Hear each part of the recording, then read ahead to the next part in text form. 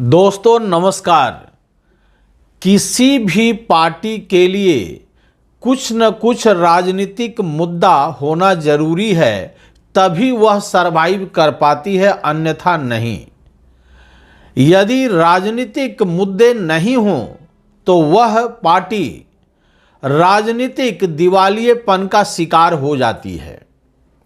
यही स्थिति अभी लगता है बीजेपी के साथ हो रही है। अब उनके पास कोई भी राजनीतिक मुद्दा बचा नहीं है, तो फिर वे करें क्या? सरवाइव करने के लिए कुछ तो करना पड़ेगा ना।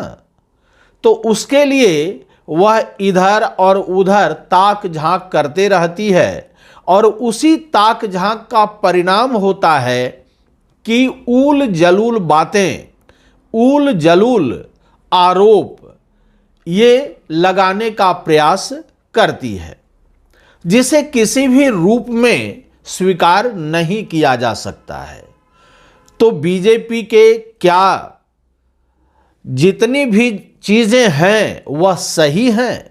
जो भी आरोप ये लोग लगा रहे हैं किसी भी रूप में, क्या वे सही हैं?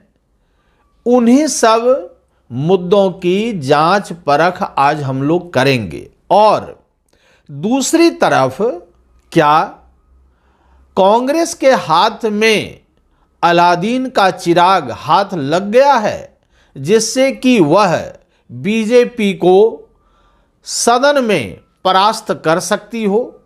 कुछ ऐसा लगा है क्या? इन सारे मुद्दों पर विस्तार से हम लोग चर्चा करने जा रहे हैं।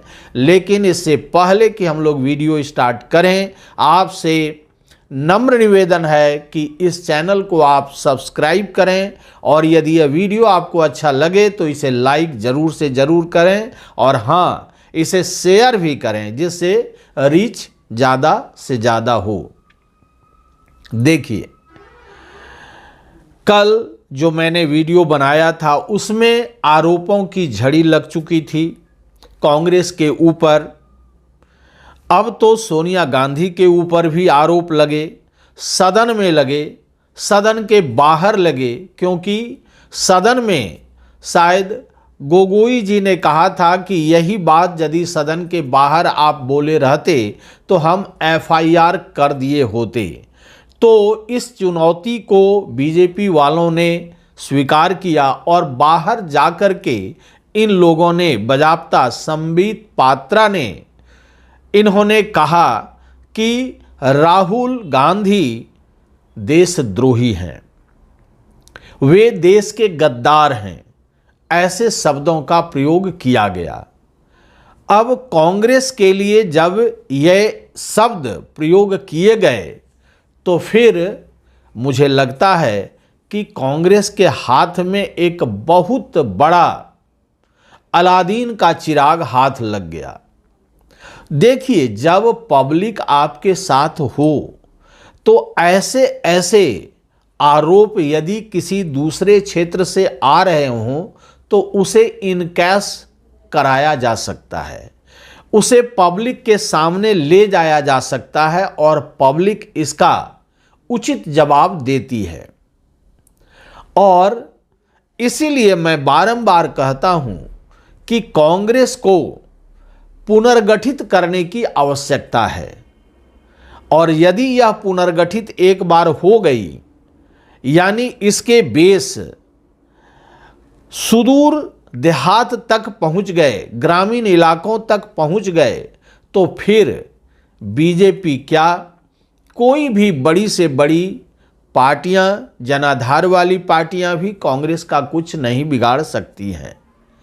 हाँ, कांग्रेस में आमूलचूल परिवर्तन करना पड़ेगा। अब वो कैसे करेंगे इसमें तो हम लोग कुछ नहीं कह सकते। ये उनकी आंतरिक बातें हैं और आंतरिक समस्याएं हैं, उससे वे कैसे निजात पाएंगे यह उनका मामला है। उन पर ही हम लोग छोड़ते हैं कि कैसे पब्लिक क्या चाहती है और उनका ओपिनियन क्या है कांग्रेस के लिए। क्या वो इसी रूप में उसे स्वीकार कर रही है कि वो चाहती है कि इसमें कुछ आमूल चूल परिवर्तन किया जा सके और इसके बाद पब्लिक इसे स्वीकार करे। तो यह कांग्रेस पार्टी और पब्लिक के बीच का रिलेशनशिप है, उसमें हम लोग कुछ नहीं कर सकते हैं। कांग्रेस को भी देखना होगा उनकी यानी पब्लिक की क्या आकांक्षाएं हैं, क्या एस्पायरेशन है, उसके आधार पर अपने आप को कितना वे बदल सकते हैं। तो ये सारी चीज़ें जहाँ तक पारिवारिक ट्रेडिशनल है ना, फैमिली का जो सेटअप है और जो स्थिति बीजेपी ने उनके लिए खड़ी कर दी है, इस पर भी वे विचार करें तो मुझे लगता है कि पब्लिक के बीच में वे बोल्डली जा सकेंगे। और पारिवारिक छवि की जहाँ तक प्रश्न है, मुझे लगता है कि यह कोलैप्स हो चुका है, जनता ने स्वीकार किया है। जनता यदि स्वीकार नहीं करती तो मुझे नहीं लगता है कि 99 के लगभग में इनकी सीट नहीं पहुंचती। ये समस्याएं हैं। अब इसके बाद हम लोग जरा सा बीजेपी पर चलें कि इनके पास जो मुद्दे होने चाहिए, कल मैंने अपने वीडियो में कहा था, यह बहुत ही महत्वपूर्ण मुद्दा है, जीवन मरण का प्रश्न है इसमें। वह है बेरोजगारी, वह है महंगाई। इन दोनों चीजों पर सरकार एकदम उसको कटघरे में खड़ा कर दिया जा सकता है और उसके लिए बचाव के साधन बीजेपी के पास नहीं है बचाव के साधन। आप देखिए कहां आप कह रहे हैं ये लोन वो लोन, हम लोग मुद्रा लोन दे रहे हैं, हम लोग ये कर सकते हैं। उसके पहले क्या आपने स्किल्ड सिखाया, स्किल डेवलपमेंट किया? आपने स्किल डेवलपमेंट नहीं किया। कोई लोन लेकर के क्या करेगा? खा जाएगा और फिर आप कहिएगा एनपीए हो गया। तो ये सारी चीजें नहीं होनी चाहिए।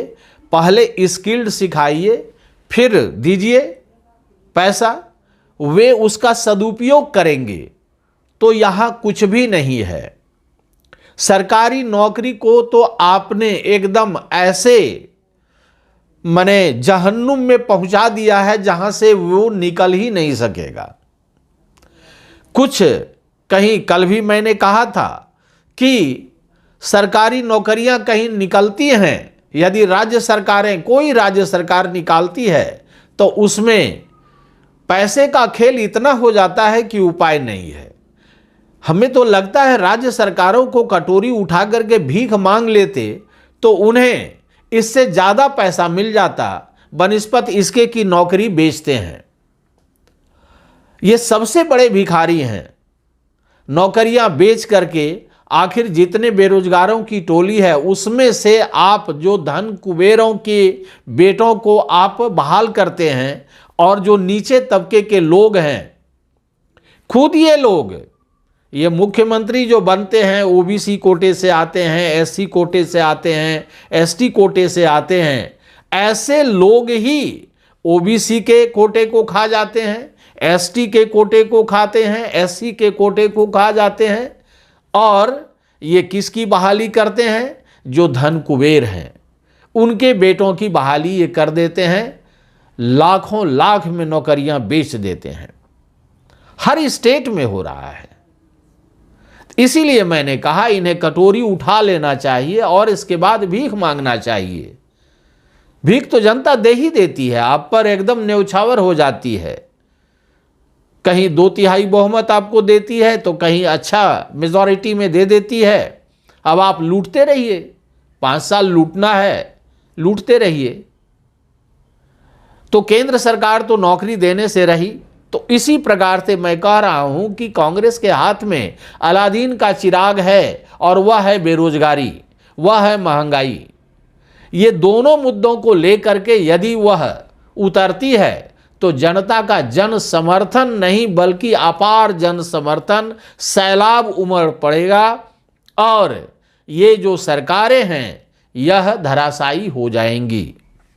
हाँ, हालांकि इधर कांग्रेस के ऊपर जो भारतीय जनता पार्टी ने पूरा का पूरा एकदम आरोप करीब करीब कहा कि ये गठित ही हो गई है, ये जेल चले जाएंगे, ये यहाँ चले जाएंगे, ठीक है।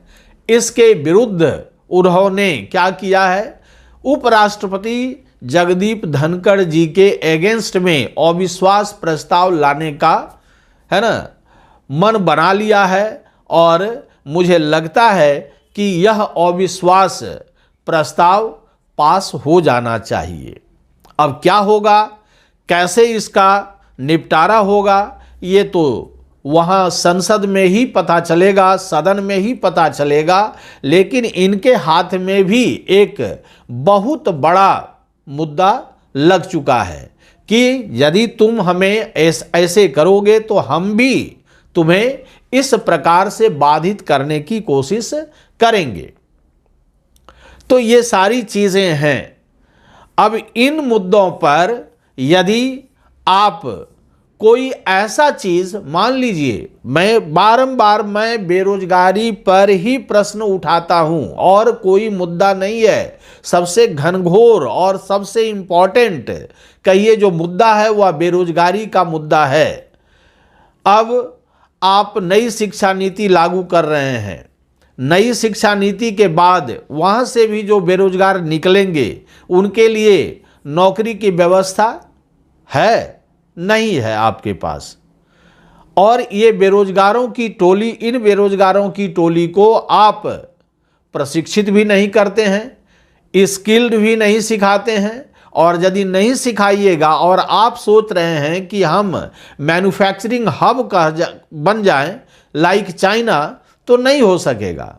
चाइना में परिवार में ही सबसे पहले एक परिवार को सिखाया गया, परिवार के सदस्य को वह मुखिया जो है, जो स्किल्ड सीख करके आया, वह अपने परिवार के सभी सदस्यों को सिखाता है। क्या ऐसी व्यवस्था है आपके यहाँ? नहीं है व्यवस्था। और यदि ऐसी व्यवस्था नहीं होगी तो आप मुद्रा लोन, क्या मुद्रा लोन का बाप भी दे दीजिएगा तो भी यहाँ किसी को कुछ भी नहीं मिलने को है। बेरोजगारी का तांडव ऐसा हो रहा है पूरे भारत में कि यह आपको 2029 कौन पूछे, 2029 के पहले ही बीजेपी का सुपड़ा साफ हो जाएगा, बशर्ते कि कांग्रेस अपने में आमूल चूल परिवर्तन कर ले।